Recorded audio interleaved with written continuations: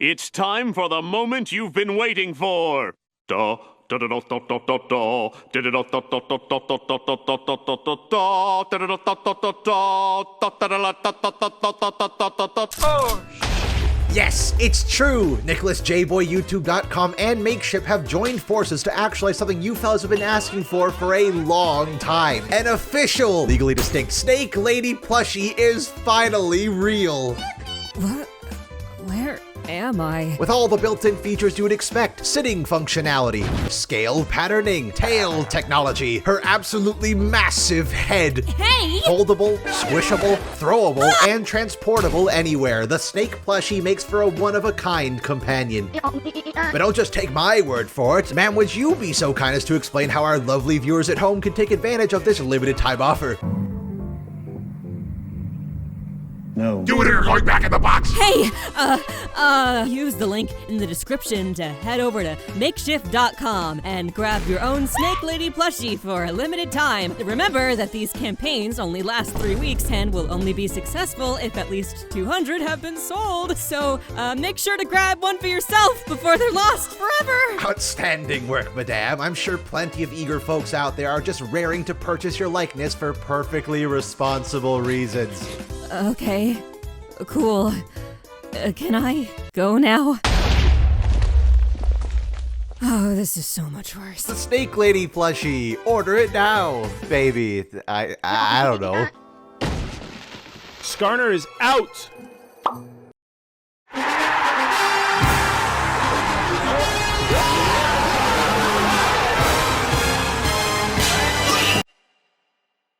Hey man, it took Riot 2.5 years to get this thing out the door. I'm just following in their footsteps, alright? Ever since Aatrox's rework catapulted his play rate to the top of the charts, Skarner, the Crystal Vanguard, has been League's quintessential punching bag. Crusty visuals, a janky and outdated kit, and repeatedly disrespected by Riot themselves, it's no wonder he was statistically the most unpopular champion in the entire game.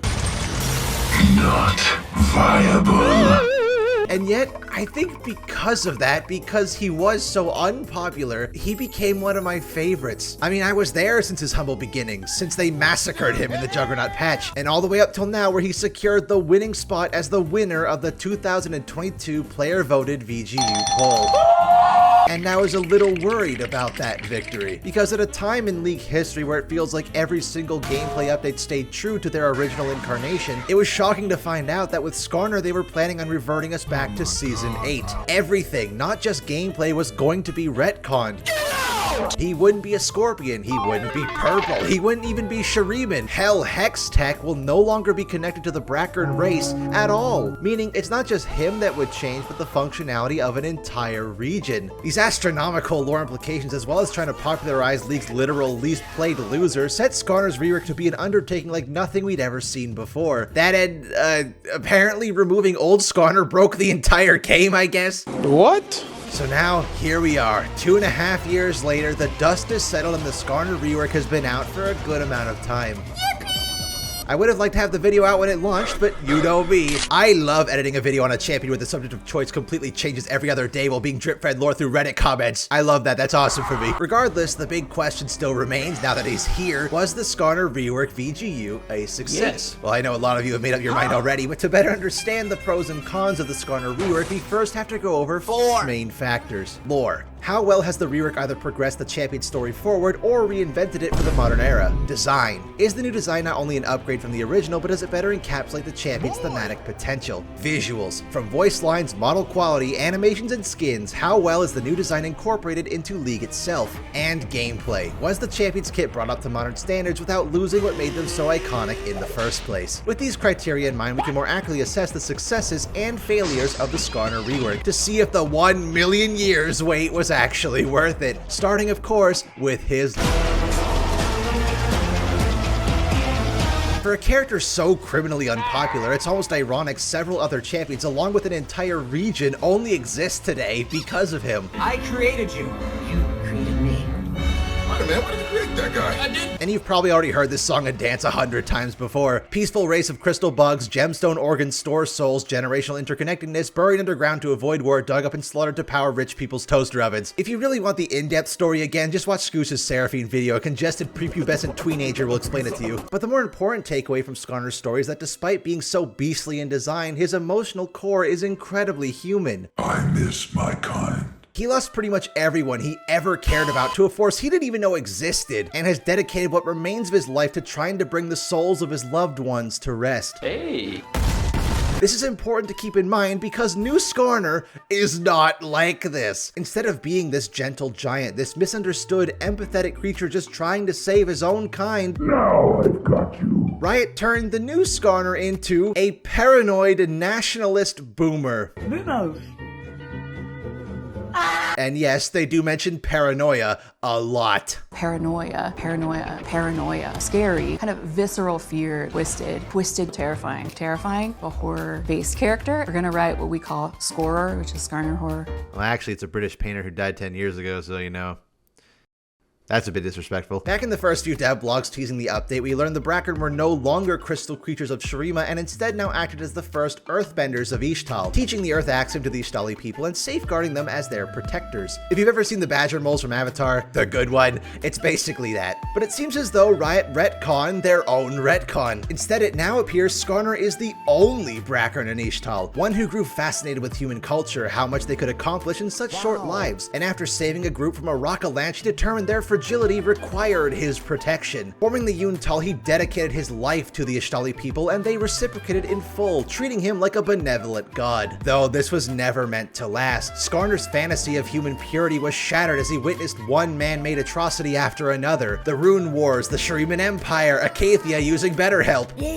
Humans weren't the saints he thought them to be. Grasping for even the smallest modicum of power, they were corruptible, destructive, malicious, and evil at their core. Imagine what he would think if he saw our world. I have seen the worst this world has to offer. The boundaries outside of Ciucatl were already beyond saving, but he could spare his people from their fate by isolating Ciucatl from the rest of Runeterra forever. We're going to build a wall. Centuries later, he is buried deep underground, fading into myth and legend, but he is still active in Ciucatl, using his vibrational senses to keep tabs on his people, becoming ever more spiteful and angry of their growing desire to venture beyond his borders. For he knows true human nature. His people aren't immune to the desire for power. So long as he can protect them under his watchful eye and keep them in line, they will remain pure. So obviously this is a pretty radical change, but honestly, I actually really like it. There's just something so captivating about a guardian angel with twisted good intentions. His goal is a righteous one. He just wants to protect his people from the evil within, but maybe not for the right reason anymore. In Ciucatl's early years, it was because he loved them like his own, cherishing their culture and their company. But now, after witnessing the horrors that humanity is capable of, he treats the Ciucatl people more like hazardous pets. It's not an equal partnership anymore. He's a master of beings that would annihilate each other the moment he left them to their devices. The only one Skarner can trust is himself, and he'll do anything it takes to protect Ciucatl and its people, even if that means becoming the root of their destruction himself. Overly protective to the point it becomes almost possessive. He would rather they die than be tainted by the outside world. Did it, Patrick!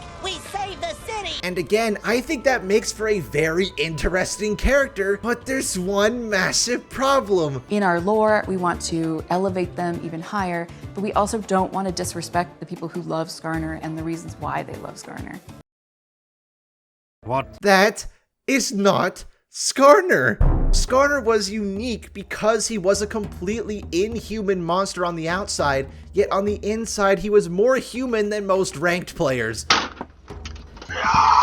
No one would ever look at this guy and think he was the hero of the story, the victim of a great tragedy, a good person. By all definition, he is the pinnacle of don't judge a book by its cover. New Skarner, in comparison, has good intentions, yes, but is not a good person, essentially imprisoning and killing his own people to uphold his fantasized world of the perfect version of humanity, turning what was once the victim into the victimizer. It all gets icky considering Riot said they did this because it was difficult for players starts to empathize with a victim, especially because he wasn't human. First off, okay, so what about these guys? Also, why do you think people get involved in animal conservation? The nuance is gone. He looks like a big scary monster that will probably kill you, and he's a big scary monster that will definitely kill you. Your corpse will be a warning to those who would defy me. Which, speaking of voice lines, it is befuddling he has not one, not a single reference to Piltover. I mean, sure, with the retcon, the background and Hextech are about as connected as kick streamers are to reality. Death Wish!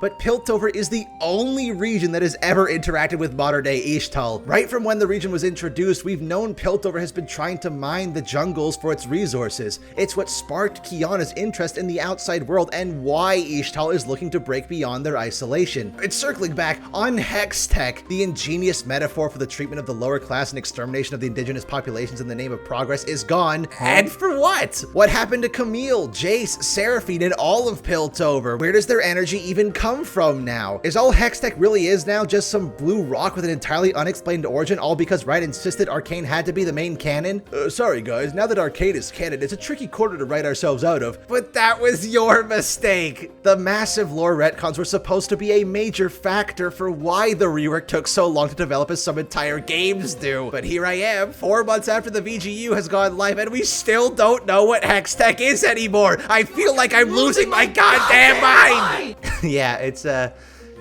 little confusing. Again, I don't dislike the new Skarner as a character, but it's just not Skarner. This is brilliant, but I like this. The lore was the one thing people liked most about him, and to see him do a complete 180 on his personality, to have his influence stripped away from Runeterra despite that apparently being the focus of what they were trying to fix, it's hard not to be a little bit disappointed on the lore side of things. On the bright side though, while that lore didn't see the glow up we had been hoping for, what had been significantly improved was his nude. You know I say that, but remembering correctly, if you thought the lore enthusiasts were upset about the changes to his story, you can only imagine the discourse among the Skarner mains upon the reveal of his updated model. Why isn't he purple? Why isn't he crystal? Why isn't he a scorpion? But honestly, fellas, come on now. We all have our hot takes here, but now are we really gaslighting ourselves into thinking the terastallized Drapion was some hidden gem of character design? Sure, it's a novel idea to combine the crystalline monster trope with a scorpion, but as a design, the thought ends there. Nothing to demonstrate Skarner's personality was on display here, and I know I just raved about how novel it was an inhuman monster was kind-hearted deep down, but I'm looking for something, anything that tells me this creature possesses any importance beyond a Route 1 cave encounter. No sense of wisdom, age, fantastical elements, and oh yeah, the man looked like a void monster. Really quick, I want you to put yourself in the shoes of someone adamant on learning about the Runeterra mythos, but isn't very well versed with its roster. To you, how is it even possible that a giant, multi-legged, purple, burrowing insectoid wandering around Shurima is somehow not connected to the bootleg Tyranids at all? And Wright hasn't exactly helped in clearing up this confusion. So the rework had a lot to fix, and did they? Well, to humble brag a little bit, this is a prediction I actually got right for once. Better than zero, baby. Some of you may remember back in my previous Skarner video, with the help of Ikachap, we presented a hypothetical design for what the new Skarner could look like. I'm not putting the blame on Ikachap here, they were my decisions, she just drew what I instructed, but the design is incredibly outdated, and honestly, it didn't really change that much in the first place. But the main talking point about what I thought could be a good influence for Skarner changes would be to make him feel more ancient and mythological, merging him with a bunch of different kinds of animals, specifically the prehistoric arthropods of the Paleozoic like trilobites and Eurypterids. The sea scorpions. And like poetry, they rhyme. It was revealed a clear goal of the official VGU was to make him more mythological and ancient in appearance beyond gemstone spider. And I think they hit it out of the park. Giant clawed hands, pedipalps, mandibles, a wide and bulky carapace, and not one, not two, but 3 scorpion stingers. Not to mention his face, while still monstrous, is just human enough to allow for a wide array of expressions without becoming uncanny. With my favorite little detail about it being those mandibles, I know it makes him look like Aatrox. The way I see it, their placement and shape mimic that of a mustache and beard. Fake mustache. It's a great way to visually show this guy is old as bones without slapping unsettling facial hair on a bug. Adding to that human side, he is decorated with vibrant paints and ornaments, gifts and tributes made in his name by the humans he protected. It helps to show he isn't just some mindless beast. He conversed with humans, interacted with them so much so they adorned him with symbols and colors of their culture. And as for that color scheme, I can understand why, in order to distance himself from the void, especially now considering fending it off seems to be a part-time job. And because they didn't want another giant stone creature intruding on Galio's thematic too much, they went with a deep greenish gray. However, if I had it my way, I would have liked to see even more paint that's even more vibrant, allowing them to really pop against an instead much lighter gray body. And maybe instead of parts of his carapace being green, you could have bits of shrubs and other plant matter growing all over him like Torterra, a really easy way to emphasize his ancientness and his size. Because if you didn't know already, new Skarner is a big boy, imposing and godly, but not so large he feels unstoppable. Overall, how he was represented in the concept art is the perfect size. I'm sure it will remain the exact same in the finalized version. So, yeah, that probably took a lot of paint. How'd they make a bracelet the size of their entire city? This is gonna sound blasphemous, coming from a Ridley enthusiast, Godzilla superfan, and all-around kaiju enjoyer, but honestly, I think new Skarner might be too big. I just have a really hard time believing he's capable of protecting anything when a single step would be enough to level Chicago. I yearn for the days when Ishtar lined the streets to see me. Walk up to you? Bro, any Ishtali citizen only has to look 10 degrees up in the sky to see your tails dangling in the clouds. And you're telling me there's a race of these things when realistically there's only enough room to fit one per continent? I think someone in the writer's room was a bit too much of a Monsterverse fan. But at least on the bright side, he can now have kaiju battles with Malphite. Oh, wait, that's why the SU was in the video. I have my issues, when do I not? But this is still a massive step up from a kind of clever way to disguise a low polygon count. But it's important to know a champion's new design could be amazing, but that means nothing if it can't deliver on it in the The strange and heavily ironic thing about Skarner's visuals is that compared to the actual fossils of League, he wasn't nearly as ancient looking. I'm the upgrade. Released in 2011, by this time Red had improved just far enough that at the very least new champions looked like they weren't trapped in the previous console generation. His animations, model, and voice lines were all passable, but not exemplary. So moving forward more than a decade, it's undeniable this new version really hammers home just how massive of an upgrade this is. As to reflect his new lore as Ishtal's resident Godzilla Unleashed OC, his model has nearly doubled in size. Give the man's a few Heartsteel stacks and he becomes a genuinely daunting presence on the Rift. God, I think my rock is 3 times bigger than you right now. Enhanced with an expanded list of expressive animations, facial movements, great use of every ligament, plenty of weighty and powerful attacks, and of course, the dance. There's a reason One For All came back at the same time the VGU released. They knew exactly what they were doing. You ruined our family!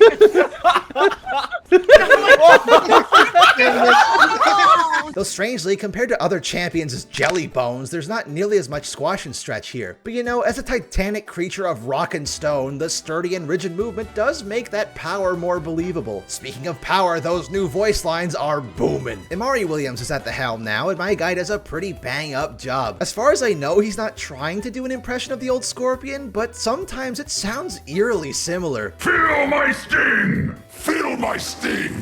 Complementing his new lore, Skarner's voice lines have gone from sad to mad, most of which either explaining how he intends to disembowel his enemies or why the kids these days don't understand him like they used to. But I am shocked, I tell you, that even after the rework, the Scorpion Champion, famous for an impaling ability that drags enemies towards him, still doesn't have at least one voice line where he says, Get over here, mindless crap. Oh, speaking of skins, Battlecast is still obviously his best. With crunchier animations, double the chainsaws, and triple the harpoons, this really is just more of the same badass Robo-Scorpion we knew already. Makes me glad they didn't go with the Cyber Initiative Scorpion that they had in the original base version of Skarner's concept art, and also still weirds me out they gave him a loading screen border based on the old design. Cosmic Sting is still a cosmic skin. I don't really know what I expected besides warping it to his new anatomy. Guardian of the Sands got a lot more added detail, which is nice, but that recall still stings. Initially removing the unique recall, adding in a new one that really gives off the vibe of, yeah, we definitely didn't rush this one out the door because we got roasted for omitting the unique recall animation on purpose. What are you guys talking about? Sand Scourge was already a part of the High Noon universe, so I'm not really sure why people are saying he only just got invited now. And while I appreciate the attempt at making him a proper desert demon with a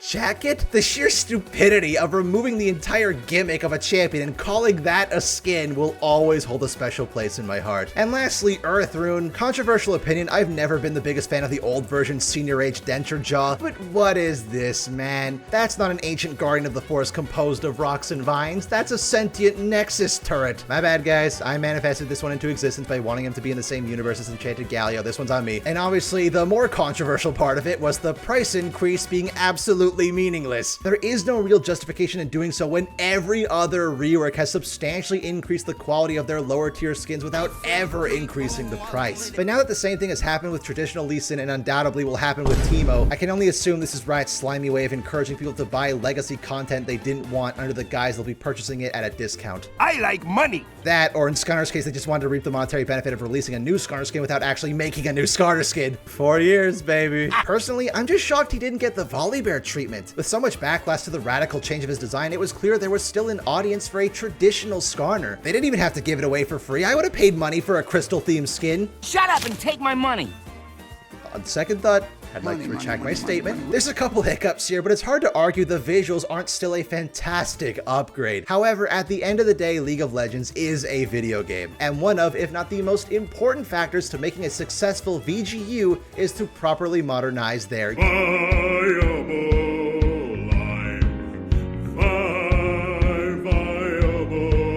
you're not. You're really not, dude.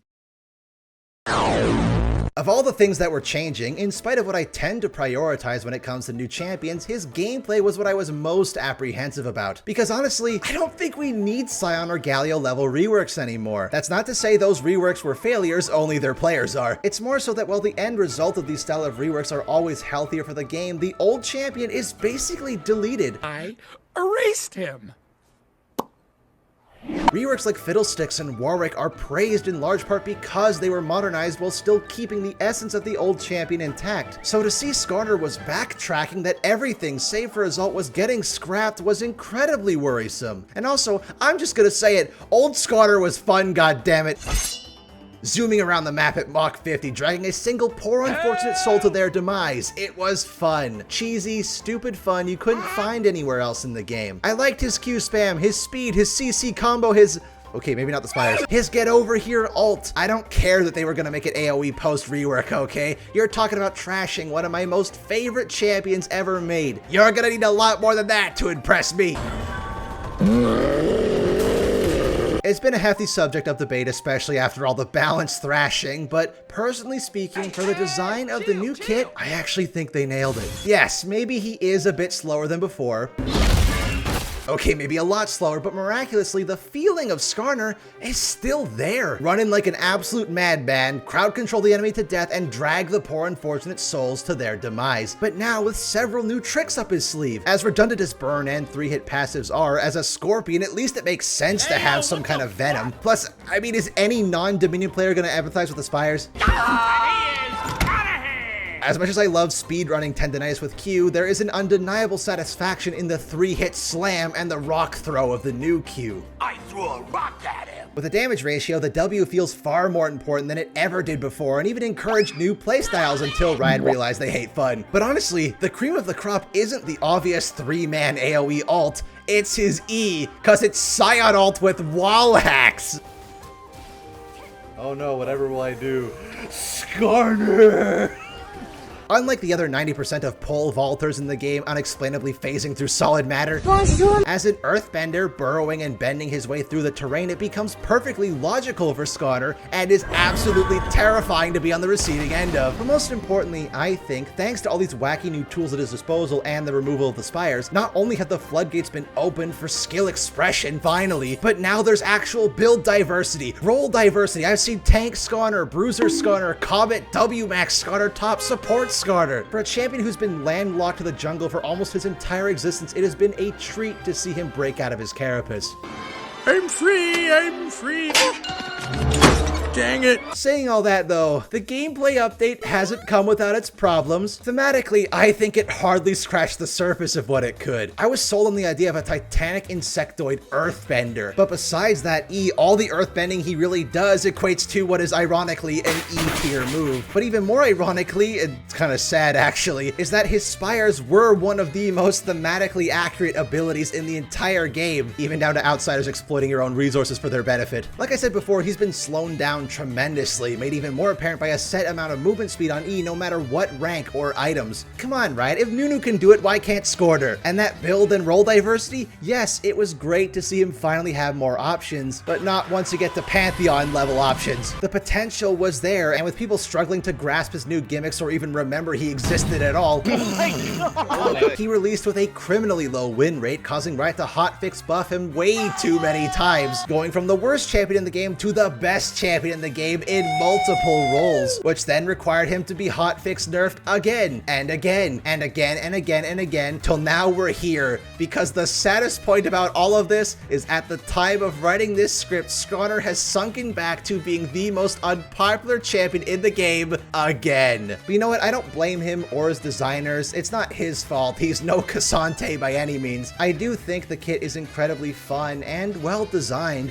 but balance has never been League's strong suit. Maybe I was just a bit too optimistic that after the Smolder incident, Riot would refrain from overbuffing champions players still haven't figured out yet. But regardless, as much as he's changed, as many balance problems as he's had, I still really like what they did with his gameplay.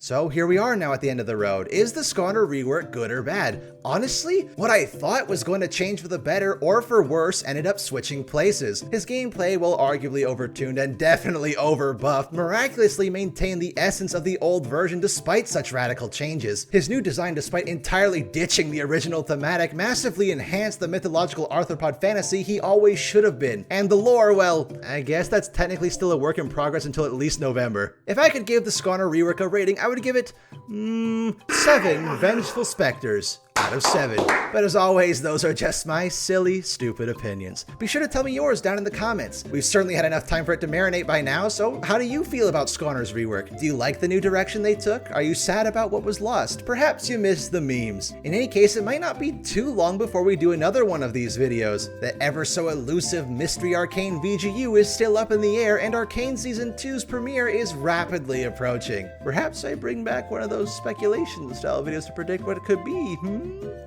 And well, not forgetting predictions right after all. So until next time, fellas, hopefully I'll see you then or in the next video.